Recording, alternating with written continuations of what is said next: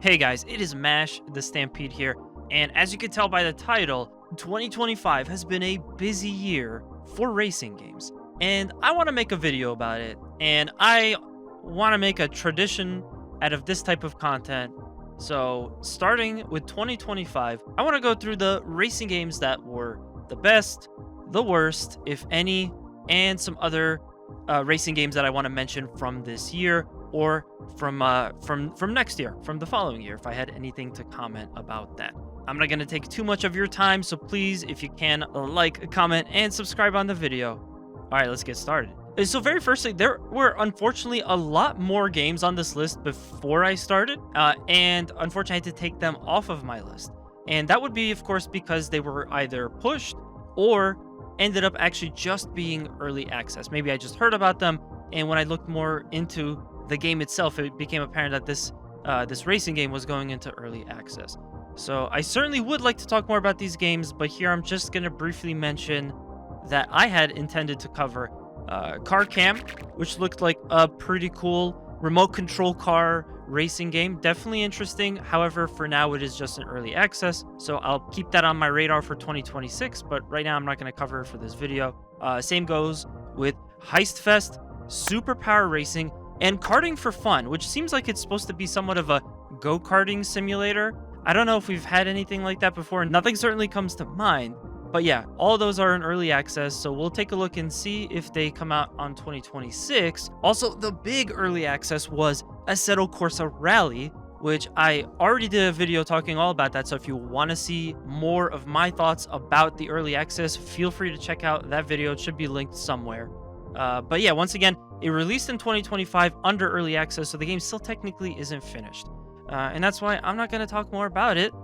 But there is still one more game, which is iRacing Arcade. Now, this isn't in early access, but it was originally planned to be released in 2025. I was looking forward to it. This is kind of a more fun approach to a racing game from the legendary iRacing team. Unfortunately got pushed into 2026, so that's definitely going to be something. All of those games actually will be some stuff that I'll be looking forward to for next year. I'll try to cover them on the channel if I can, if I still intend to. But yeah, for now, those are all of the games that would have been on my list, but they are not. And moving on from that, I've encountered a very interesting scenario when going back to make this video, which is the fact that I actually have more than one choice for the worst racing game I played this year. In the past, I've almost never had anything for a worst game of the year category. Usually nothing really comes up like that for me. But in this case, for 2025, I found two of the worst racing games that I've played. The first of those would be Big Beautiful Van Derby Racing. This, I would say, is definitively like the worst game on the list for reasons we'll get into when I start talking about the second game. At first, when I jumped in, it definitely felt very similar to a game that is not on the worst game of the year category, a game called Saturday Night Racing. We'll get more into that later. And it made me think it was actually the same people because everything was set up so similar. Unfortunately, this game, Big Beautiful Van Derby Racing, just feels too lazy. Even for a super low price point, unlike the other game, it doesn't have anything to dress up the gameplay, like interesting cars or a campaign. You basically just jump into a quick race or solo practice, and you have 3 levels to choose from. All the cars look exactly the same, just a different color. It could have been fun. It certainly was a funny idea. That's why it stood out to me. But even for a cheap sale, get it on a sale type of game, you can get, it's just not worth your time in this state. They would definitely have to do a lot more work on this, in my opinion, to make this a playable, worthwhile game. The second worst racing game of 2025, and I'm going to go ahead and agree with Reddit on this one, apparently, because Reddit has been talking about this a lot, is Rennsport. There was definitely an interesting thing that was going to be set up for this video, which was that two relatively similar, relatively like trying to accomplish the same goal, racing simulator games were coming out at about the same time, about a month apart. I had already heard of one of them, but Rennsport I never heard of before, so when it fell on my radar, I just had to check it out. Again, they seem very ambitious based off of the website and the marketing, but when I tried to launch Rennsport, the immediate problem I saw was the very first thing is that you could play it for free. The free version only has, I think it's 1 car in like 2 levels, or 2 cars in 1 level, whatever it is. But the other thing that really grinds my gears here is that when you try to launch Rensport, you have to make an account. I can't stand that. The game will not, it's not just online, nothing. You cannot progress to the main menu in this game until you have signed up for their account. That's very shoddy practice. Horrible. I get that it's a free game. I totally understand that. But I just like don't want to deal with that stuff. Give me my video game. I don't want to sign up for an account that I'm never going to use, and God knows what you're doing with my email and all that kind of stuff. If that wasn't bad enough, when push came to shove to playing some of these games, I had to sit down and play Rensport. I finally made the account. The process to log in was so incredibly buggy. Unfortunately, the login that I created didn't go through. I tried password reset, that still didn't work. And after about like 30 or so minutes, I just realized I'm giving you my spare time to play the game that you want me to think is going to be a fantastic racing game for this year. You've already given me less content, a required login system, and that login to your account system doesn't even work. So at that point, I just dropped it, and then, you know what? If you guys want any more information on Rensport, I can't tell you because I never played it, but I'm considering it on par with the worst racing game of 2025 just because I had such a lousy experience with it. I'm sure you guys could check out some more in-depth analysis of people actually playing the game. I had intended to play it, but yeah, just based on this first introduction to this game, I'm never going to touch this again. And now that we've gotten basically the real negativity out of the way for this video, I want to move on to some games that are interesting, unique, or just other racing games that I want to mention. Starting with Tokyo Extreme Racer. For some of you fans out there of this classic old school racing series, you may be happy to know that they kind of brought it back for like a revival for 2025. Unfortunately, they called it the same thing as the original game, so I am specifically talking about Tokyo Extreme Racer for the 2025 version of it. And I think in retrospect, in my fast look video for this, I was kind of harsh. While it is true the game can be kind of repetitive, maybe a little bit more casual than what I was looking for, and yeah, certainly lacking in that variety, the game gives a very specific experience to the players that want it, and I would say that it does it pretty well. I'm still in desperate need of more time with this title, but I think what it really comes down to is that this game is a bit of a Wangan simulator, but not quite a race sim, just more of like a simcade game, and that's important to note. The gameplay here hinges on the grinding out levels to unlock more of the highway, more cars, new challengers, new challenges, all that good stuff. I'm itching to get back into this one, and that's because I think Genki, the publisher and developer, did a good job with this game. I certainly wouldn't consider it the best racing game of the year, but if you played it and you enjoyed it, you know what? I can see why.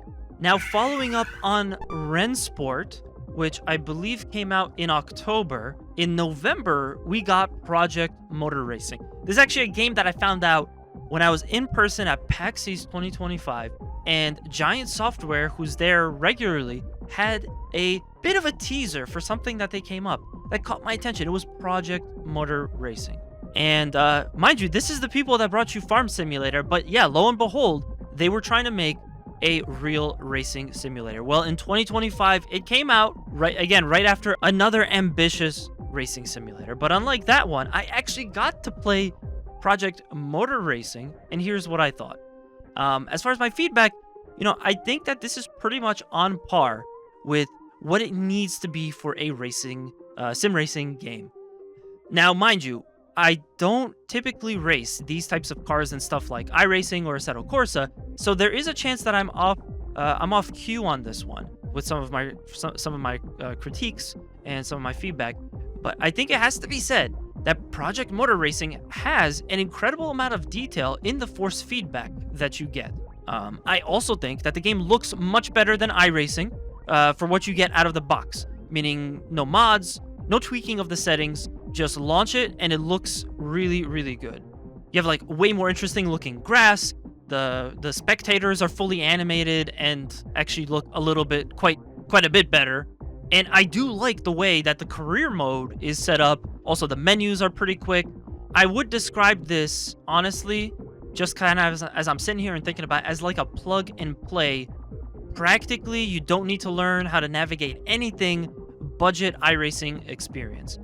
However, when I have to inevitably compare this to other racing sims, I see two major flaws. The game really does not do much to set itself apart from other racing sim experiences.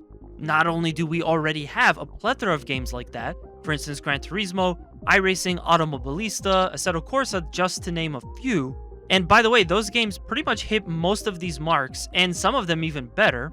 But yeah, it comes down to that Project Motor Racing simply doesn't wave any flag proudly showing, hey, this is what's different about our game. You know, I would even venture to say in a year's time, the majority of the sim racing community will probably forget that this even exists. And the other big problem, just out of the gate, I think that there's just a lack of stuff to do, a lack of game modes. So while I didn't play the multiplayer in Project Motor Racing, what I can confirm is that there's obviously multiplayer modes, you get challenges, which are also online, and then you have Race Weekend or Career for single player. Race Weekend is basically just a single race to set it up the way that you want, and Career, again, you kind of do like a whole career path, joining a cup, picking a specific set of tracks to race, and setting up the way that you want and going. And that's it. I think players are really going to need a bit more than that, especially if you're charging a premium price for the full package that has all of the tracks and the cars on day one, on launch day.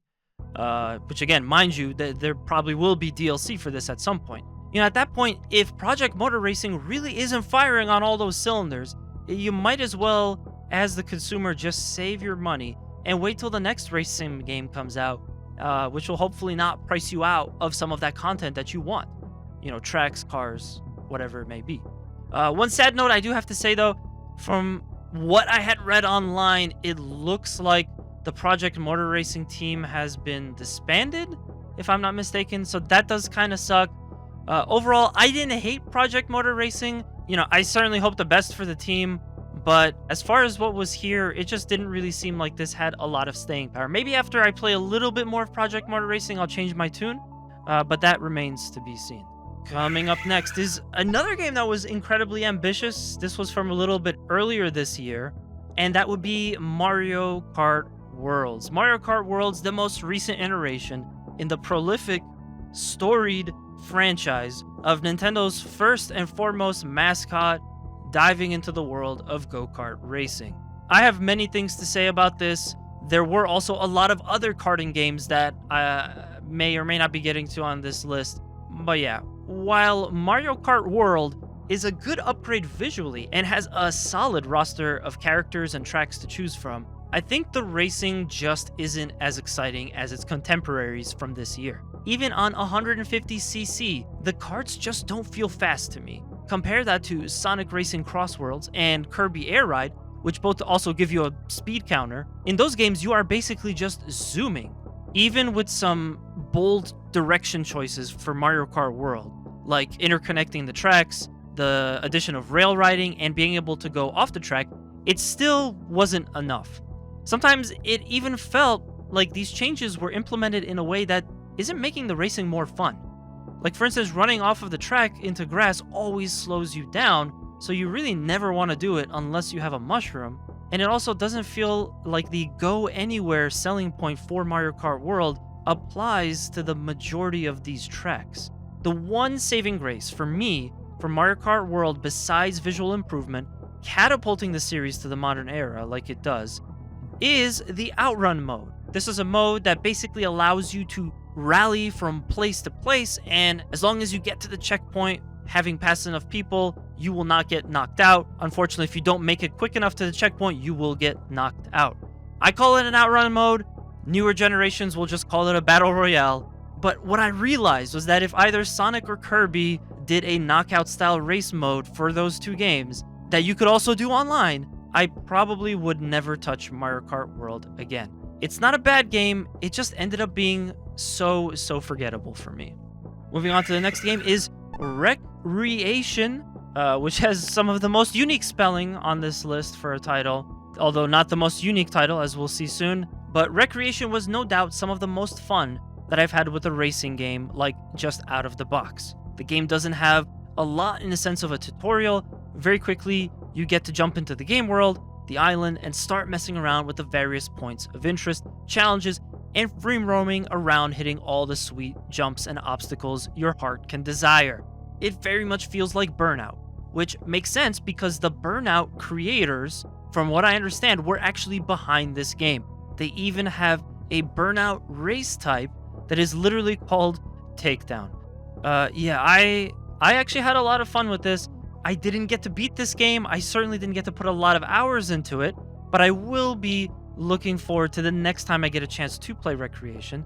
And on a sad note, since the game has launched, it does look like the developer has hit some hard times, and I believe that they had also shut down as a result. That wouldn't be THQ Nordic. THQ Nordic was the publisher, but I'm talking about the developer. Again, that's really sad, especially since this game came from such humble beginnings. You can really tell that any Burnout fans out there will absolutely appreciate what they did with this game. But yeah, I was surprised to hear that they had to shut down the studio, because this was, in my experience, thoroughly enjoyable. And I would have absolutely seen this get an entire trilogy at the bare minimum. Moving on, we have a bit of an experimental choice. I gotta go ahead and justify this one a little bit. I know, we're not looking, there's no wheels. There's no wheels involved in this. But that's just it. This still essentially is a racing game. Break Arts 3 is a robot racing game. And while I could just make an entire video talking about car racing, motorsports, racing sims, go-karting games, that is all well and good. But as we all know, variety is the spice of life. So I think that neglecting to mention Break Arts 3 would certainly not do a video about the 2025 racing games justice. In its current state, the game is highly immersive. It feels so freeing as your mobile suit glides around. You can hover, you can fly, and the battle options are really cool as well. You can engage in combat with the other mobile suits while you're racing or not. The visuals, gameplay, and the music just pair so well with what I would want in this type of experience, and they make for some intense gameplay. There are decent customization options, some really cool aesthetics that went into just the presentation on this game overall.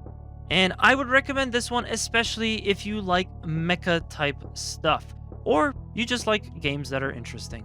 It isn't all racing, but there are battle races as well as regular battles that you can do, and I was absolutely happy to get a chance to play Break Arts 3 this year.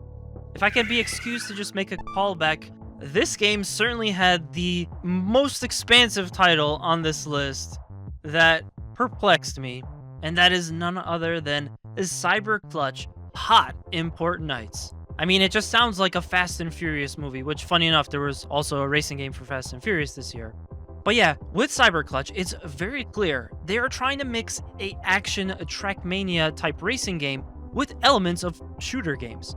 Maybe something like Twisted Metal, Spy Hunter, things like that. This ends up feeling a lot like a pretty solid version of Twisted Metal. There are multiple stages, there's a couple of game modes. I feel like a lot of the racing games in this video mentioned so far have had like a lack of modes. And overall, the cars, they look very like Hot Wheels. They look super Hot Wheels inspired to me. My one biggest complaint is that it's pretty easy to run away with the race, likely because players keep getting kills and they just like hold each other back. Meanwhile, the person that's first can just run away. But then at the same time, I thought that was kind of interesting because when someone is behind you, it's actually kind of hard to defend from their attacks. I think this game just needs like a shield with a cooldown to make me feel safer while I'm driving around. But yeah, overall, Cyber Clutch was really fun. I certainly would play this, and I would definitely recommend it to, like I said, any fans of Twisted Metal, Spy Hunter, and I guess a little bit of Trackmania too. Yeah, really interesting title on this one. Next on the list, we have a game that I'm sure nobody's heard of before. It seems pretty indie, and it's called Saturday Night Racing. This game, for what it is and how cheap it is perfectly what I asked for when I looked at the screenshots on Steam. I knew going in, it wasn't going to have all the bells and whistles or features of a bigger title, but you know what? It was actually fun. A lot of fun, in fact. The physics are definitely lacking. The way the cars control, all that stuff. Certainly not of the sim race variety, but trying. this is definitely a game made by oval racing fans. If I had to compare this to another racing title that I love and respect dearly, to me, this feels like a zero-player Daytona USA. I focus a lot on trying to get past all of my opponents with cool drift-in turns, and I just spend the whole race pinballing off of cars. And obviously, well, yeah, most of this is oval racing, like NASCAR style, stock car, oval racing. And it has to be said also without the wacky presentation, music, the Sega stuff, all of that. Now, the one thing about this game is that the challenge does kind of get sucked out after you realize on the banked tracks, you can basically Ross Chastain the turns every time and put everyone, like several laps down. That was a really funny moment. I thought to myself, can I do this? Will it work? And sure enough, it worked. If they're listening to this video, you guys should probably patch that out. All in all, though, I enjoyed Saturday Night Racing because I like oval racing, even in the not as serious form. Okay, and before we move on to the top 5 and including my racing game of the year, the last title that we have here for released games in 2025 that I'm going to cover is Neon Highways. Look, there are a lot of these type of games out there. There are a lot of games in general that hit that vaporwave, retro, nostalgia type of aesthetic. Let's just be honest. It's seriously a concept that is a dime a dozen. But I think as far as racing games go, racing games that try to do it in a sort of retro synthwave style, this may be the best one that's out there. Now, after playing it, I do have some negative remarks. I think the cars don't handle well as I'd like, since there isn't a lot going on for tire physics besides the tire marks when you skid, and just the way that the controls are. The game is also a little bit buggy, and I don't like that you can't shift. It's all automatic, there's no shifting. The cars clearly have gears and shifts, so I don't understand why it wouldn't make sense to just give the option for manual too. But yeah, visually, like, this is a game that I can absolutely turn my brain off and just go with the ride, enjoy the synthwave soundtracks, enjoy the visuals, and just try to dodge in and out of traffic. This is definitely a game that's up my alley. I wouldn't say that this is a bad game, since the price was also really low, really affordable. It's just that there are a few details that do need to be hammered out. Until then, I would honestly try Slipstream, which is not full 3D, but I think as an outrun type game, it does do the gameplay part better than Neon Highways.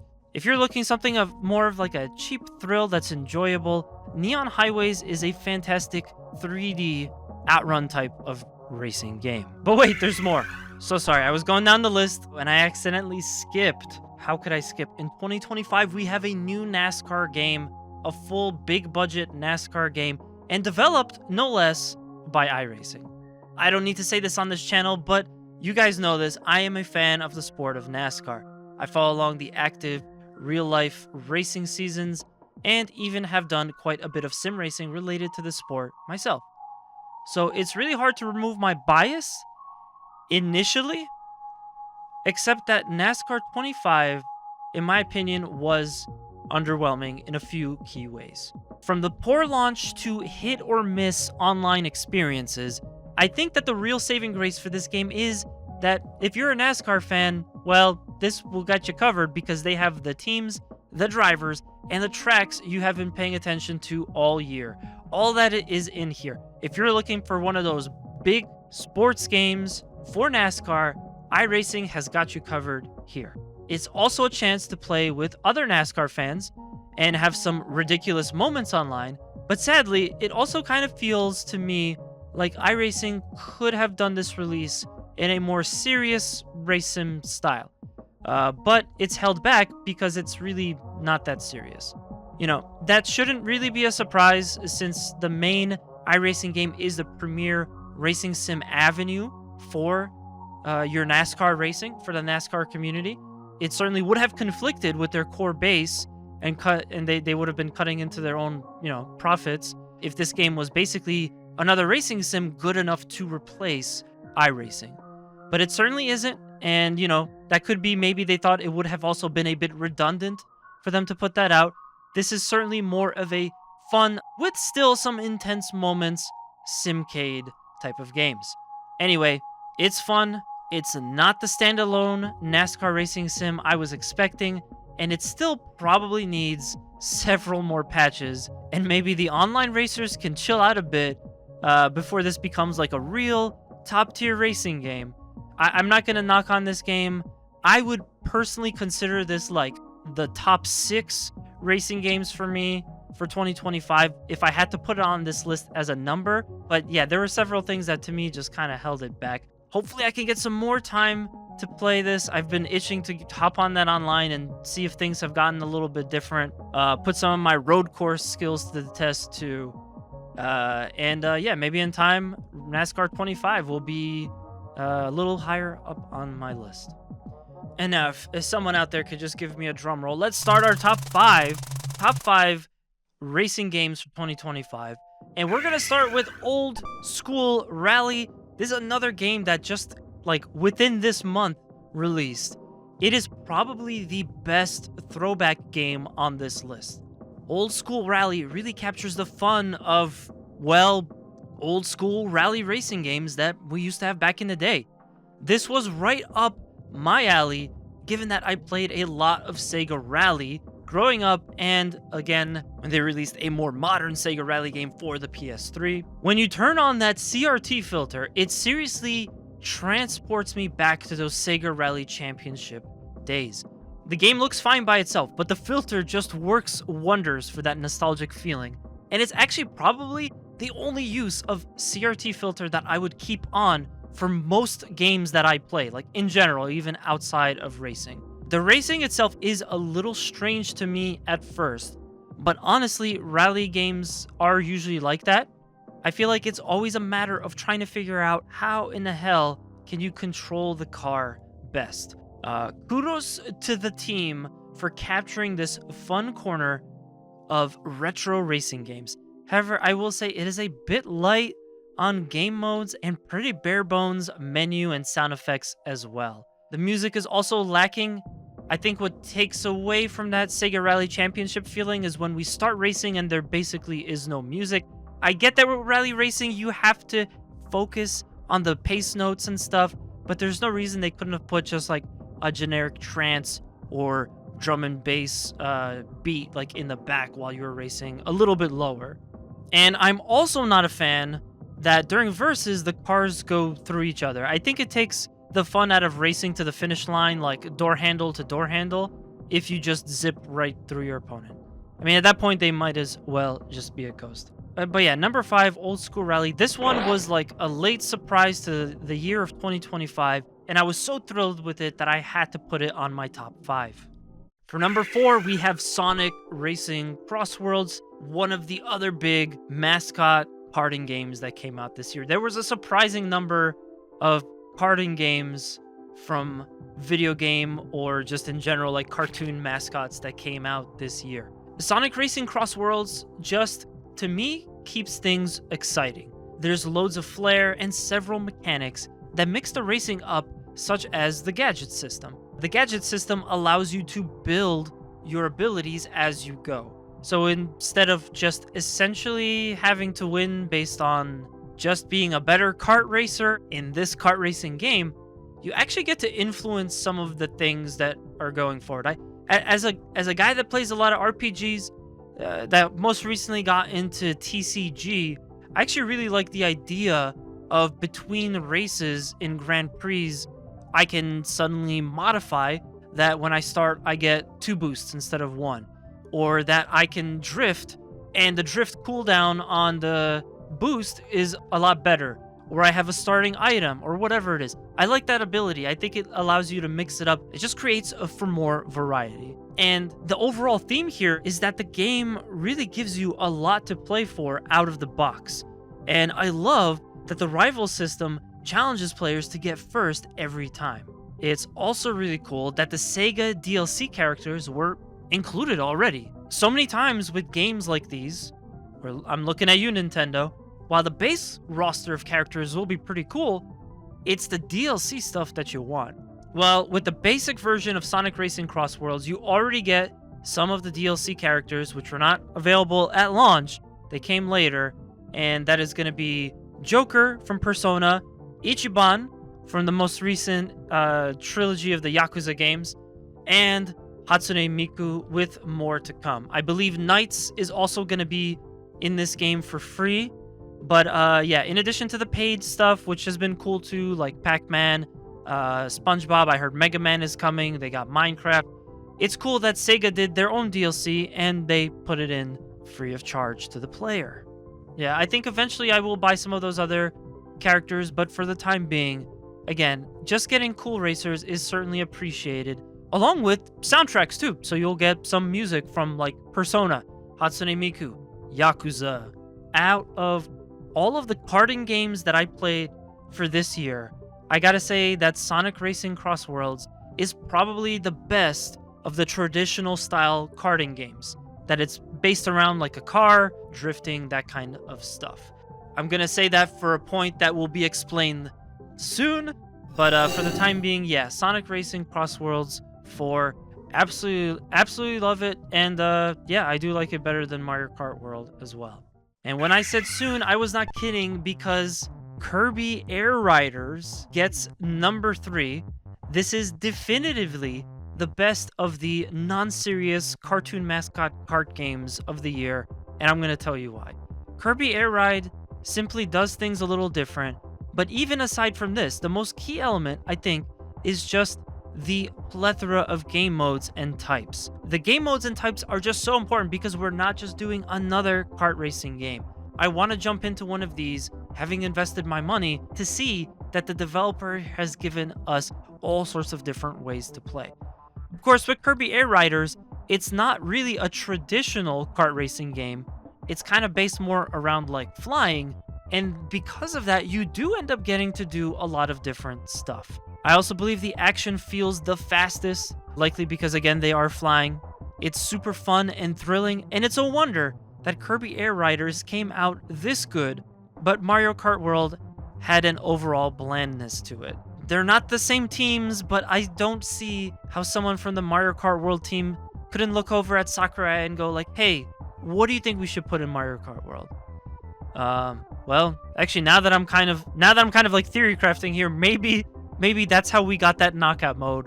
Who knows? Anyway, Air Riders City Trail mode is probably the biggest deal. From what I understand, this is actually the most important part of the original Kirby Air Ride game, and they brought it back, and let me tell you, it is fantastic. It's essentially like a giant multiplayer battle with little kind of event timers that pop up. You're constantly collecting things, you're constantly racing against each other and racing against the clock, and there's so many ways to modify and change the mode to the exact specifications you want. Be warned, because number 2 is certainly going to shock some of you out there. For my number 2 racing game of 2025, it is going to go to Formula 125. This is quite probably the best feeling racing game for me in terms of race sim feedback for 2025.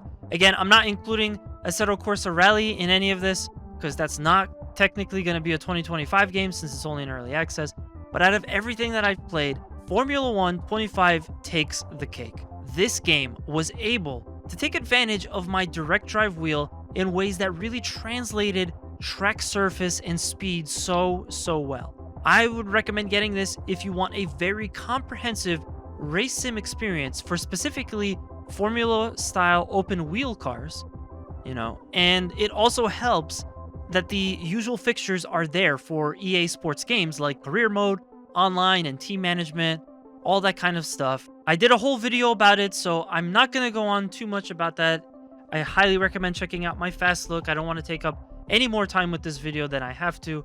But yeah, it has to be said, this one makes me wish I was a bigger Formula 1 fan. And sadly, it also makes me wish that the NASCAR equivalent that we got this year was half as solid as this. I very much would have wanted to now go, all right, guys, number 1, NASCAR 25. But no, F1 25 certainly outshined the NASCAR equivalent this year, and many of the other racing games too. My favorite racing game of the year for 2025 has to go to Gaming Factory's JDM Japanese Driftmaster. I already talked about this a whole great deal. JDM Japanese Driftmaster was something that I was looking forward to just because of how it looked. It certainly had a sense of uniqueness to it. The game looked like an Initial D fan's perfect racing game that they could have. And I gotta say that it really delivered on so many fronts.